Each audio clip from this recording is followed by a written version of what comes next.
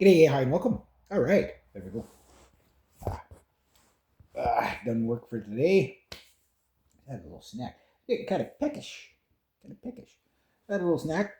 Didn't get much done down here today, but I did bring my 8 string guitar down. In anticipation of this weekend, hopefully, um, I will be recording. Because talked to my buddy this morning.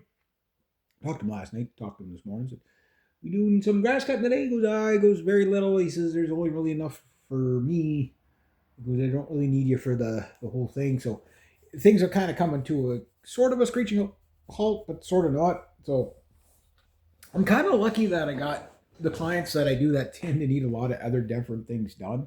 So today was a very brush cuttery day. So let me see now. I paid $500 for my brush cutter, the Brush Minotaur, aka the Brush Minotaur. And I'm either at 350 ish that I made with it so far, or 420, between 350 and 420 that I made with it so far. 4 uses. That thing's going to make me a lot of money. I did some studying up on how to sharpen the blade. I just got to get my glasses out and read the packaging to see what size of file I need. If I'm lucky, I already have it. But odds are it'll be that in between file size that I don't have. Because I have all kinds of chainsaw files. But it looks easy enough to sharpen them. You just got to sharpen them kind of like one direction uh, on one side and then one direction on the other side.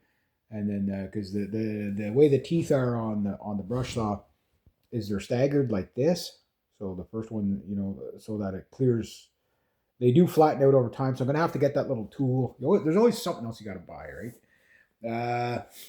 And I want to pick up a bunch of files for it. I want to get the other brush cutter blade, the one specifically for like long grass and raspberry briars, because I think that would have done me really well today. But man, I don't know what kind of weed it is. They're really skinny stalks. Really, this stuff was like 6 feet tall. Zing, zing. I just love watching that whole line just fall as you zing it. Zing, zing. I think it's a lot of fun. It's work, but it's fun. Um, so I did that today. Planted a lot of hostas and everything like that, getting all that stuff ready. Put my plants outside, and I told them they can stay outside as long as they be good. All my cactuses were sideways. I guess the wind blew them over or whatever. They're all on the ground. They were close to the ground anyway, but the little containers fall. So I'm gonna have to get better containers for my cactuses. And I figured out what my problem with my cactuses is. I didn't name them yet. That's why they're so angry with me, keep picking me and stuff. But I did get a good old fashioned. I don't know if there's any marks left there. Stinging nettle sting today. There, I had to pull some of them out. Planted some asparagus. I did a lot of planting today for my client. So kind of like this end of, like we're going to be going into. I don't know if October 1st is tomorrow or the day after, but my God, where did the year go? All the crazy stuff that's happened this year, and it's like, wow, it just went by so fast. Who knew? I rattled the window.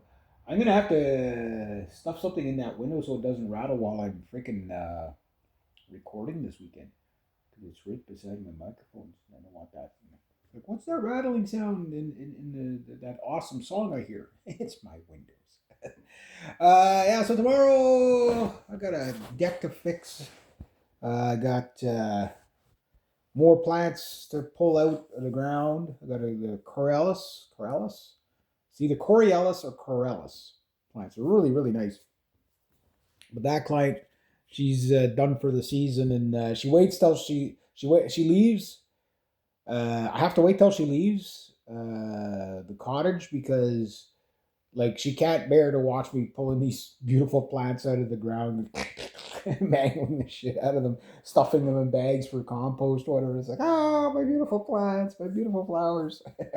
But if you saw the garden, that it's a very home and garden. Like she takes a lot of pride in her flowers. There, people stop in and talk to her all the time. And they're like, "Oh, we love your yard. It looks so beautiful." Blah blah. She's got flowers that I can't even pronounce the names of, and I mean, next year though, I told her, I said, yeah, you watch out. Next year I'll be competing with you. She said, oh, this should be fun. She's the one that gave me the herbs there, so I probably won't bring them in the house. I'll just probably put them on the veranda, and I'd like to get the morning dew on stuff. I don't know if that'd be good for the cactuses though, because like it's really dewy. I watered them the other day.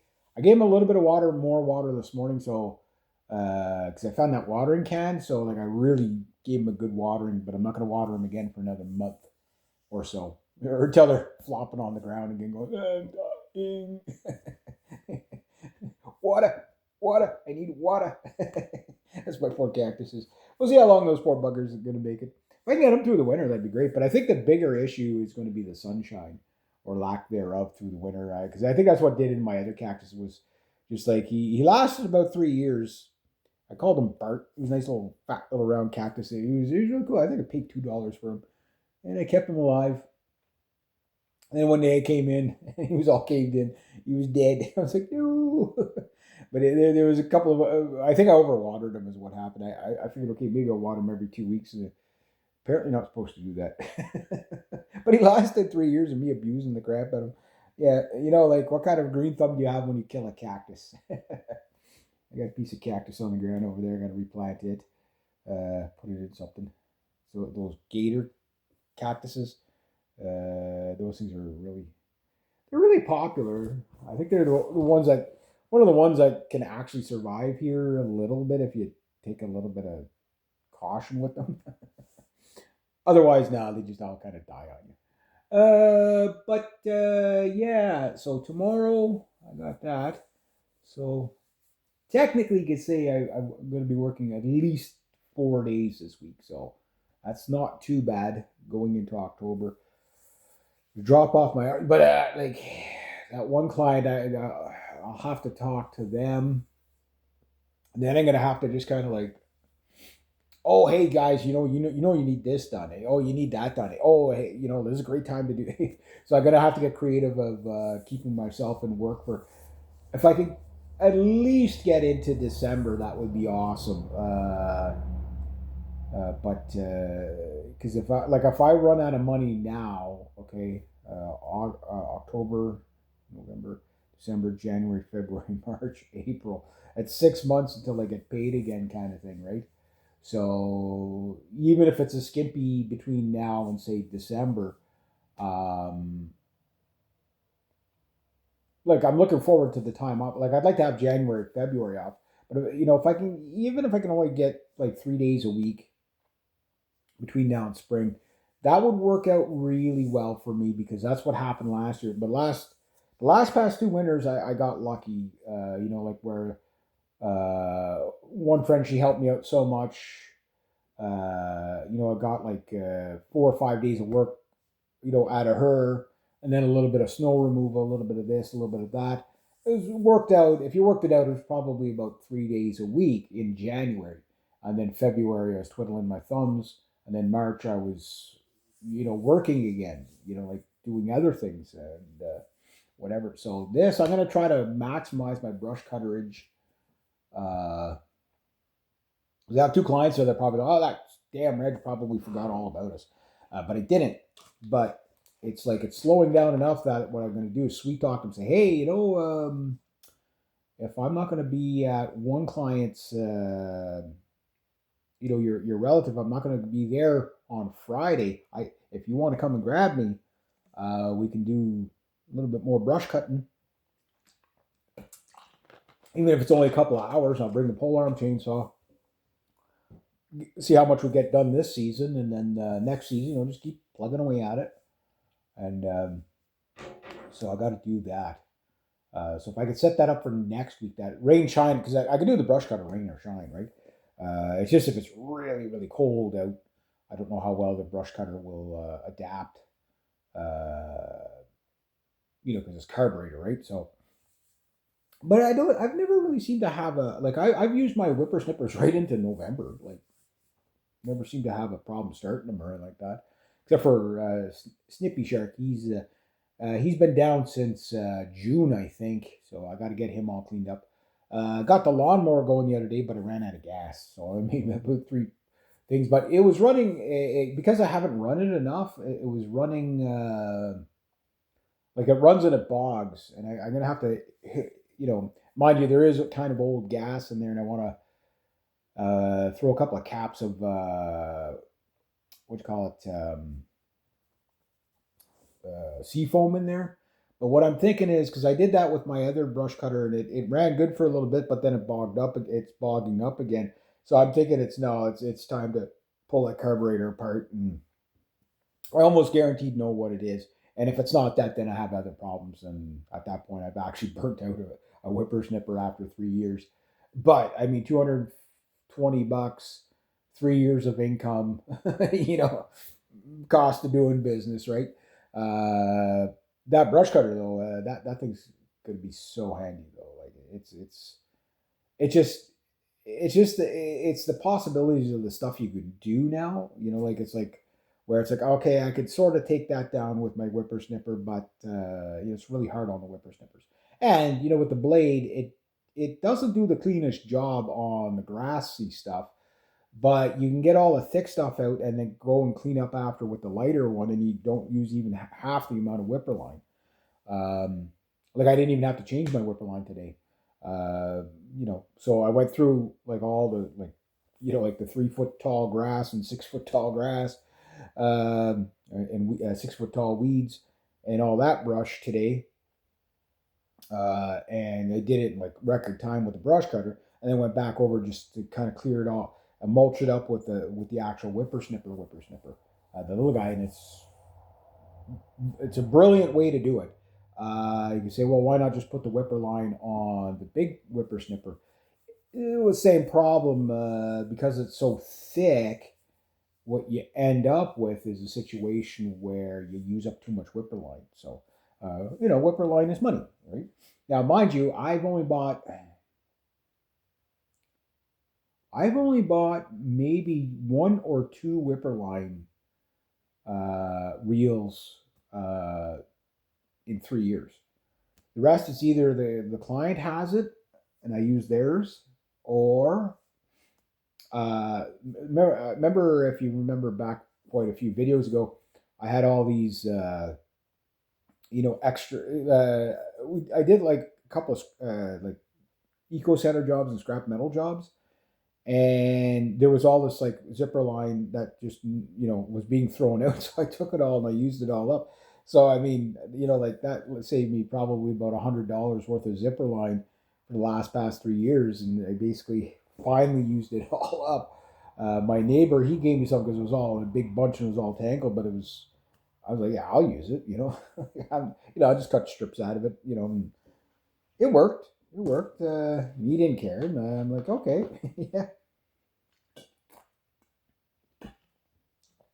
yeah.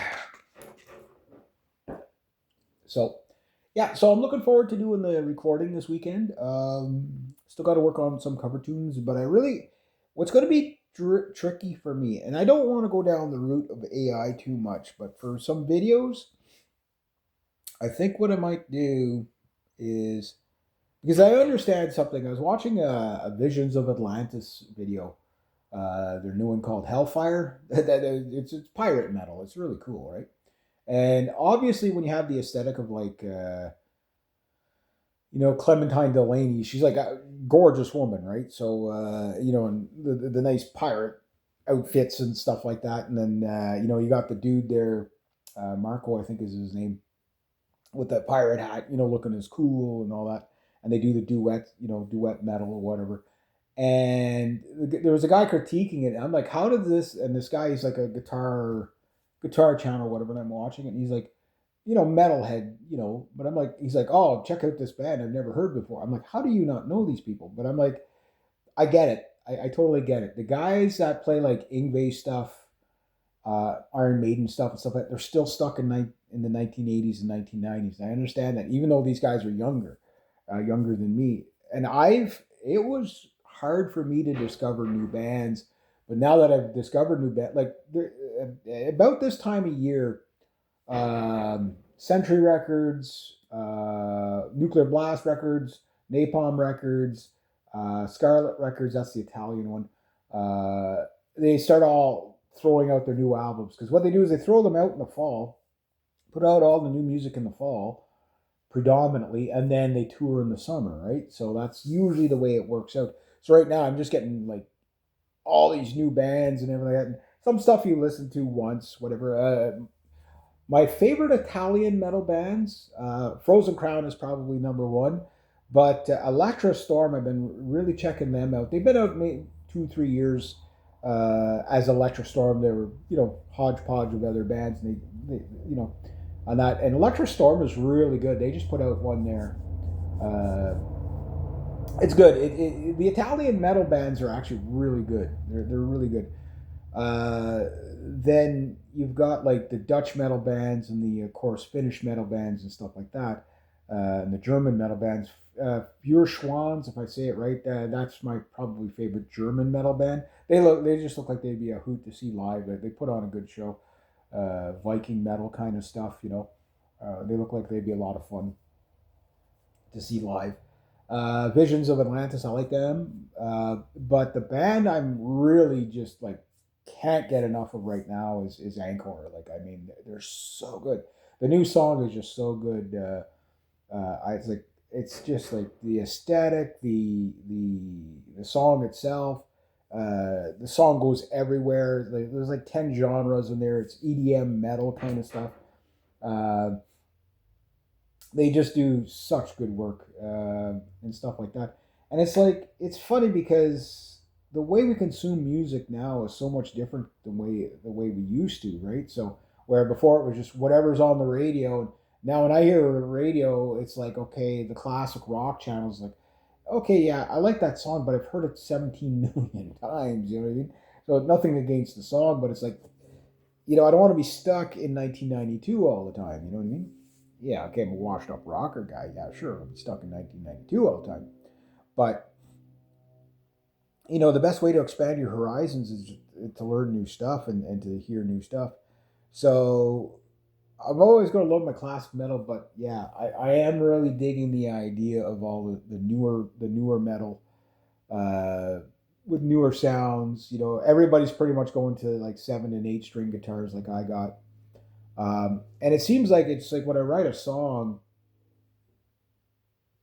like if you watch Spectre Studios, whatever, Glenn Frick, the guy, the guitar doesn't matter that much, and I'm like, I don't know about that because I can't get 8 string sounds out of my Gibson SG. You know what I mean? Like it's just not going to happen, and vice versa. Like like the 8 string just doesn't classic rock or dad rocker the way the SG does, and the SG doesn't modern metal the way the 8 string does. Right? Like they are two different animals, and yes, they are tonally different, and yes, you will pick them out in a mix because they're so different. Even if you're running them through the same rig, there's very like there's just that snarl that you get out of an 8 string that you can't get out of anything else. It's just that, especially when you down tune them. And that's the other thing is the drop tuning. So the tune I'm going to be working on this weekend, I've already recorded it. I'm going to re-listen to it, and when I was done with it, I was happy with it to a degree. But I'm like, no, I could do better. And now I can take my time. If it takes me a whole day just to get the guitar tracks down, so be it. If it takes me 3 months to record the thing, well, it won't take me that long. But if it takes me 3 weeks to record the thing, that's fine, as long as it comes out the way I want it to, right? But what it really comes down to is when you write a song, you really want to write a song with the concept in mind of, you know, you write the song and you get it down and you practice it. You live with the song for 6 months, whatever it is, and you listen to it and then you're like, okay, well, maybe I'm going to change this, maybe I'm going to change that on it. Like don't rush your songs if you can help it. You got to get stuff out. You got to get stuff done. That's.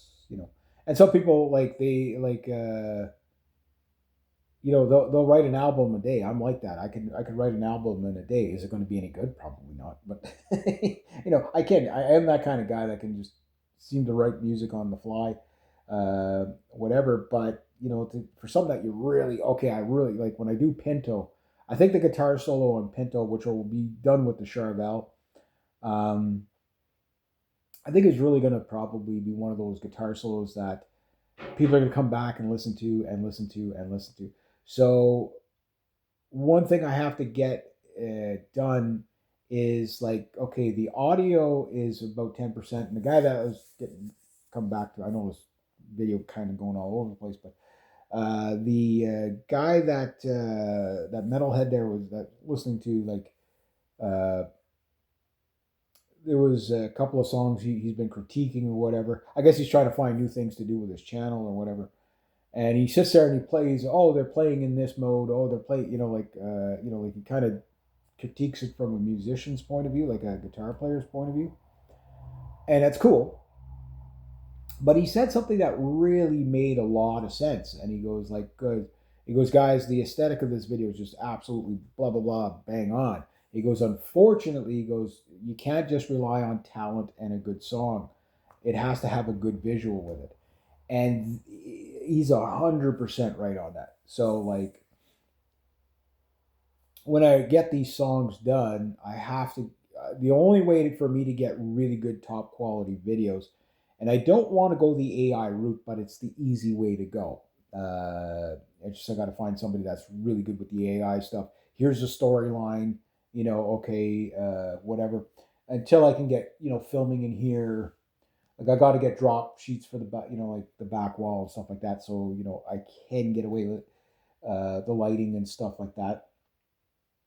Uh, I'm one of those people that like to see real people in videos, but I think it can be done.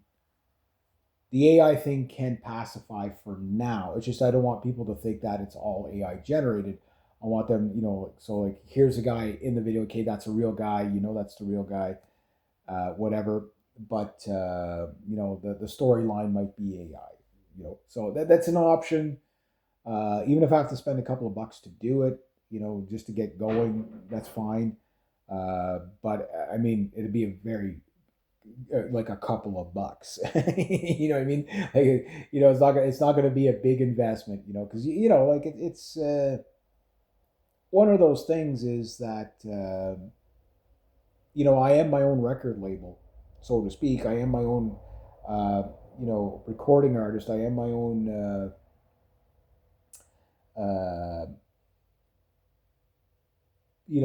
producer and distributor and all that stuff. And you say, wow, that's a pretty interesting title. In other words, I'm broke and I have to do it myself. That's basically what I'm telling you. Yeah. So it's like, yeah, that's most musicians in their own home, right? Just kind of making things work. But yeah, I think the two songs that I got planned, uh, the songs themselves are going to be really good. I still have to kind of, you know, put the pen to the paper for, to settle out the lyrics for the one song. But the other song, it's been written. It's already, I might critique it a bit and, okay, maybe I'll change this line or change that line. But for most part, it's going to be really interesting. Anyway. So, all right. So I just thought I'd share that with you guys. You know, work today, so didn't get much done. I didn't get anything done in here today, so but it's only Tuesday, so we'll see what happens by the weekend. We can get a little bit of work done, get a lot of recording done.